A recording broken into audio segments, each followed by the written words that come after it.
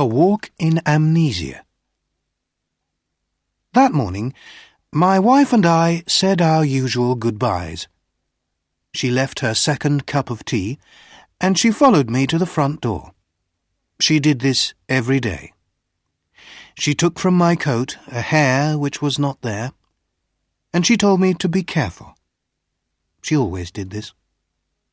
I closed the door, and she went back to her tea. I am a lawyer, and I work very hard. My friend, Dr. Volney, told me not to work so hard. "You'll be ill," he said. "A lot of people who work too hard get very tired, and suddenly they forget who they are. They can't remember anything. It's called amnesia. You need a change and a rest." "But I do rest," I replied. "On Thursday nights, my wife and I play a game of cards, and on Sundays she reads me her weekly letter from her mother." That morning, when I was walking to work, I thought about Dr. Volney's words. I was feeling very well and pleased with life. When I woke up, I was on a train and feeling very uncomfortable after a long sleep. I sat back in my seat and I tried to think. After a long time, I said to myself, "I must have a name." I looked in my pockets. No letter, no papers, nothing with my name on. But I found $3,000. I must be someone, I thought. The train was crowded with men who were all very friendly. One of them came and sat next to me. "Hi, my name's R.P. Boulder, Boulder and Son from Missouri. You're going to the meeting in New York, of course. What's your name?" I had to reply to him, so I said quickly, "Edward Pinkhammer, from Cornopolis, Kansas." He was reading a newspaper, but every few minutes he looked up from it to talk to me. I understood from his conversation that he was a druggist, and he thought that I was a druggist too. "Are all these men druggists?" I asked. "Yes, they are," he answered. "Like us, they're all going to the yearly meeting in New York." After a time, he held out his newspaper to me. "Look at that," he said.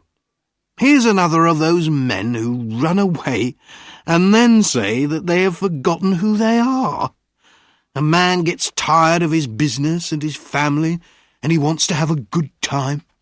He goes away somewhere, and when they find him, he says that he doesn't know who he is and that he can't remember anything."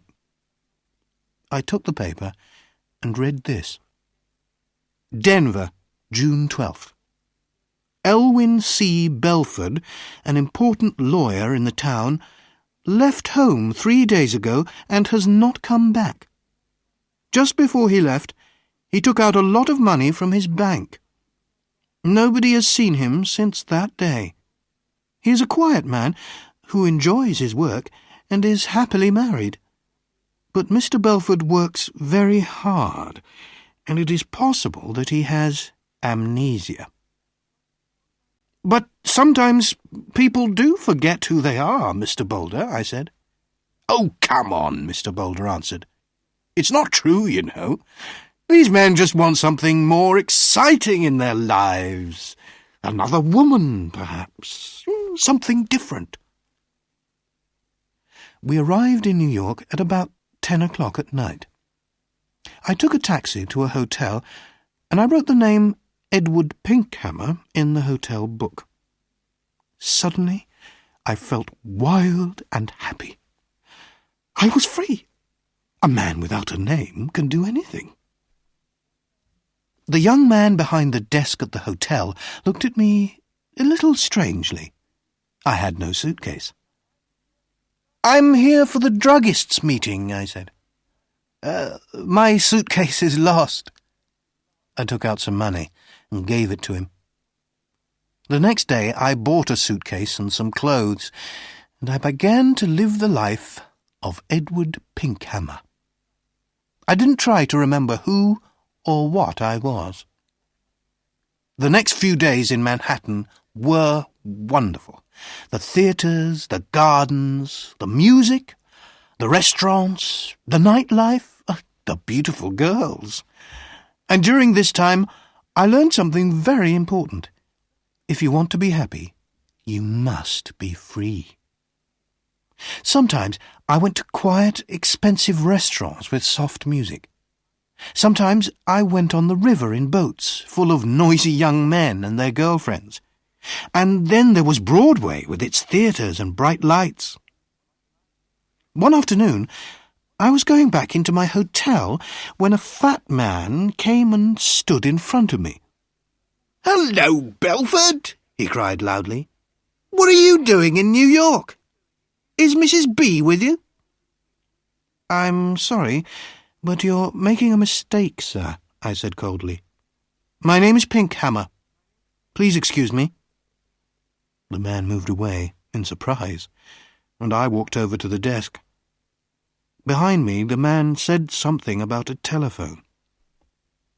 "Give me my bill," I said to the man behind the desk, "and bring down my suitcase in half an hour." That afternoon, I moved to a quiet little hotel on Fifth Avenue. One afternoon, in one of my favourite restaurants on Broadway, I was going to my table when somebody pulled my arm. "Mr. Belford!" a sweet voice cried. I turned quickly and saw a woman who was sitting alone. She was about 30, and she had very beautiful eyes. "How can you walk past me like that?" she said. "Didn't you know me?" I sat down at her table. Her hair was a beautiful red-gold colour. "Are you sure you know me?" I asked. "No," she smiled. "I never really knew you." "Well, my name is Edward Pinkhammer," I said, "and I'm from Kansas." "So you haven't brought Mrs. Belford with you, then?" she said, and she laughed. "You haven't changed much in 15 years, Elwyn." Her wonderful eyes looked carefully at my face. "No," she said quietly. "You haven't forgotten. I told you that you could never forget." "I'm sorry," I answered, "but that's the trouble. I have forgotten. I've forgotten everything." She laughed. "Did you know that I married 6 months after you did? It was in all the newspapers." She was silent for a minute. Then she looked up at me again. "Tell me one thing, Elwyn," she said softly. "Since that night, 15 years ago, can you touch, smell, or look at white roses and not think of me?" "I can only say that I don't remember any of this," I said carefully. "I'm very sorry." I tried to look away from her. She smiled and stood up to leave. Then she held out her hand to me, and I took it for a second. "Oh, yes, you remember," she said, with a sweet, unhappy smile. "Goodbye, Elwyn Belford." That night I went to the theatre, and when I returned to my hotel, a quiet man in dark clothes was waiting for me. "Mr. Pinkhammer," he said, "can I speak with you for a minute? There's a room here." I followed him into a small room. A man and a woman were there. The woman was still beautiful, but her face was unhappy and tired. I liked everything about her.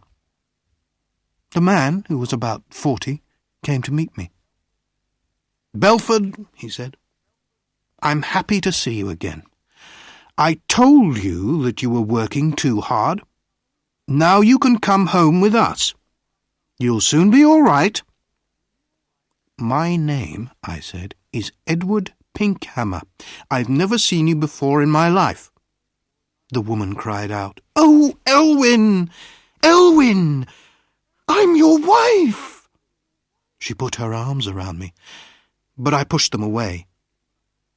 "Oh, Dr. Volney, what is the matter with him?" the woman cried. "Go to your room," the doctor said to her. "You'll soon be well again." The woman left, and so did the man in the dark clothes. The man, who was a doctor, turned to me and said quietly, "Listen, your name is not Edward Pinkhammer." "I know that," I replied, "but a man must have a name." "Why not Pinkhammer?" "Your name," the doctor said, "is Elwyn Belford. You are one of the best lawyers in Denver, and that woman is your wife." "She's a very fine woman," I said, after a minute. "I love the colour of her hair." "She's a very good wife," the doctor replied. "When you left 2 weeks ago, she was very unhappy. Then we had a telephone call from a man who saw you in a hotel here." "I think I remember him," I said. "He called me Belford.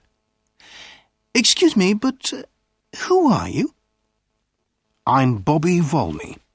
I've been your friend for 20 years and your doctor for 15 years. Elwyn, try to remember." "You say you're a doctor," I said. "How can I get better? Does amnesia go slowly or suddenly?" "Sometimes slowly, sometimes suddenly." "Will you help me, Dr. Volney?" I asked. "Old friend," he said, "I'll do everything possible." "Very well. And if you're my doctor, you can't tell anybody what I say?" "Of course not," Dr. Volney answered. I stood up.